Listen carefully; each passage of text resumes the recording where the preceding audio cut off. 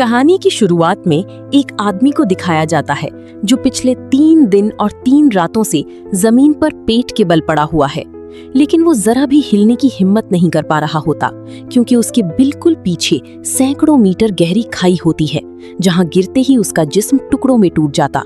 अपनी जान बचाने के लिए वो दोनों हाथों से जमीन की भीली रेत को कस के पकड़े होता है और किसी तरह अपना बैलेंस बनाए रखने की कोशिश करता है, लेकिन रेत इतनी नरम होती है कि वो उसका वजन बर्दाश्त नहीं कर पा रही होती। अचानक बिना किसी वार्निंग के उसका जिस्म फिसलने लगता है और वो कंट्रोल खोकर नीचे की तरफ सरकने लगता है। खतरे को देखते ही वो फौरन अपनी दोनों पांव फैला देता है ताकि फ्रिक्शन बढ़ जाए और वो रुक सके। दोस्तों, आप देख रहे हैं सिल्वर स्क्रीन कहानियां। फिर वो अपना सर जमीन से चिपका लेता है, जैसे ब्रेक लगा रहा हो। बड़ी मुश्किल से वो रुक जाता है। डर की वजह से उसका दिल तेज तेज धड़क रहा होता है और वो मदद के लिए चिल्लाना चाहता है, लेकिन जब वो ऊपर देखता है तो उसे एहसास होता है कि आसपास दूर दूर तक कोई इंसान नहीं है। वो बिल्कुल अकेला और बेबस होता है। तभी उसके बैग में रखा मोबाइल अचानक बज उठता है। उसे लगता है कि शायद यही उसकी आखिरी उम्मीद है। वो बहुत धीरे धीरे अपना हाथ बैग के अंदर डालकर फोन निकालने की कोशिश करता है, लेकिन जैसे ही उसकी उंगलियां मोबाइल को टच करती हैं, उसका दाहिना हाथ अचानक सख्त हो जाता है और उसका बैलेंस बिगड़ जाता है।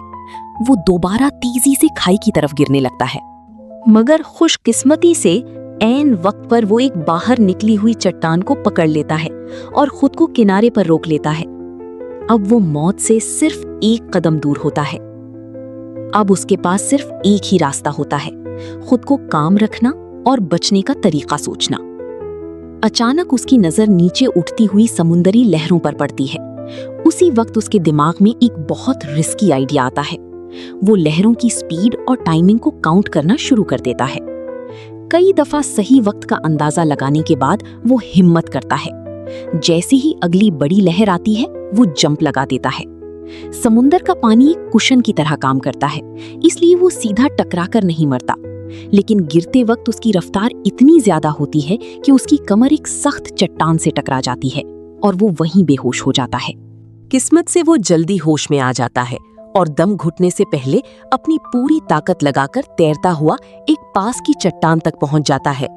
वो पानी उगलकर जमीन पर लेट जाता है और जोर जोर से सांस लेने लगता है। कुछ देर बाद जब उसकी सांसें नॉर्मल होती हैं, तो वो मुश्किल से बैठता है। तभी उसकी नजर अपने दाहिने हाथ पर पड़ती है, जहां इतनी गहरी चोट लगी होती है कि अंदर की सफेद हड्डी तक नजर आ रही होती है। ये देखकर उसके रोंगटे खड़े हो जाते हैं, लेकिन अब पछताने का कोई फायदा नहीं होता। वो खुद को संभालता है और वहां से निकलने का फैसला करता है, मगर जैसे ही वो एक कदम आगे बढ़ाता है, उसकी जिस्म की निचली हिस्से से क्रैक की आवाज आती है और वो जोर से जमीन पर गिरकर दोबारा बेहोश हो जाता है। कुछ देर बाद समुंदर में ज्वार आता है और एक तेज लहर उसे होश में ले आती है। वो उठने की कोशिश करता है, लेकिन उसके पांव बिल्कुल काम नहीं कर रही होते, क्योंकि खाई से जंप लगाते वक्त उसकी कमर की हड्डियां टूट चुकी होती हैं। अब उसका लोअर बॉडी बिल्कुल लकवा का शिकार हो चुका होता है। सिर्फ कुछ उंगलियां हल्की सी हिल पा रही होती हैं, बाकी जिस्म बिल्कुल सुन्न हो चुका होता है। वो घबराकर जोर जोर से मदद के लिए चिल्लाता है, लेकिन इस वीरान जगह पर उसकी आवाज सुनने वाला कोई नहीं होता। जब वो बिल्कुल टूटने लगता है, तब उसे याद आता है कि उसके पास अभी भी मोबाइल फोन है। वो फौरन अपना बैग खोलता है, दांतों से जिप खींचता है और दर्द बर्दाश्त करते हुए फोन निकालता है, लेकिन फोन पानी से खराब हो चुका होता है। अब वो सिर्फ बेकार लोहे का टुकड़ा रह गया होता है। ये देखकर वो बिल्कुल मायूस हो जाता है। वो आसमान की तरफ देखकर सोचता है कि अब क्या करे। फिर उसे एहसास होता है कि अगर वो यहीं रहा तो ज्वार आने पर पानी उसे डुबो देगा। इसलिए वो हिम्मत करता है, अपने कपड़े उतारकर हाथ पर बैंडेज करता है और आसपास देखकर रास्ता ढूंढता है। उसे दूर एक रेत वाला हिस्सा नजर आता है। वो घिसते हुए वहां तक पहुंचता है और फिर समुंदर में गिरकर एक हाथ से तैरना शुरू करता है।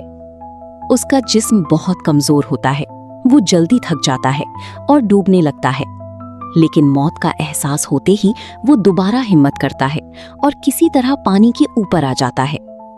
आखिरकार वो किनारे तक पहुंच जाता है, लेकिन तुरंत एक बड़ी लहर आती है और उसे दोबारा समुंदर में खींच लेती है। फिर भी वो हार नहीं मानता।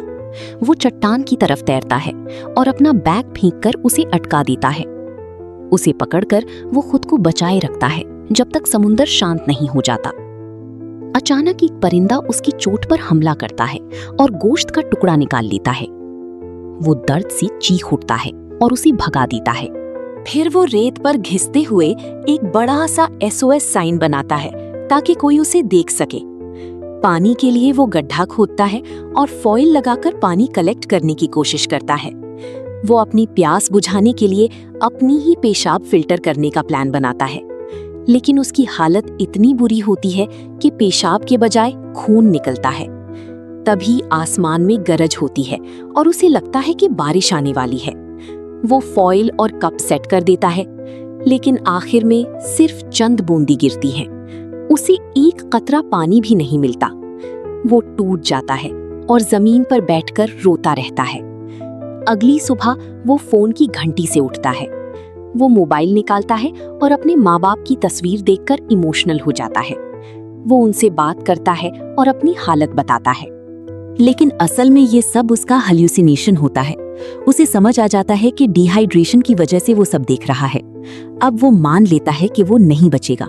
वो चुपचाप लेटकर मौत का इंतजार करता है। उसके जख्म सड़ने लगते हैं और परिंदे उसके आसपास घूमने लगते हैं। तभी उसे दूर समुंदर में एक जहाज नजर आता है। उसके अंदर फिर से उम्मीद जगती है। वो टूटे हुए सर्फबोर्ड को पकड़कर समुंदर की तरफ जाता है। लहरें उसे रोकने की कोशिश करती हैं, लेकिन वो नहीं रुकता। आखिर वो गहरे पानी तक पहुंच जाता है, लेकिन वहां कोई जहाज नहीं होता। हर तरफ सिर्फ खाली समुंदर होता है। वो अजीब सी शांति के साथ आंखें बंद करता है और धीरे धीरे डूबने लगता है। तभी अचानक एक असली जहाज वहां आ जाता है। एक रेस्क्यू वर्कर पानी में कूदकर उसे बचाता है। डॉक्टर्स की मेहनत से वो आदमी जिंदा बच जाता है। और इस तरह ये कहानी हमें सिखाती है कि इंसान अगर हिम्मत ना हारे तो मौत के मुंह से भी वापस आ सकता है।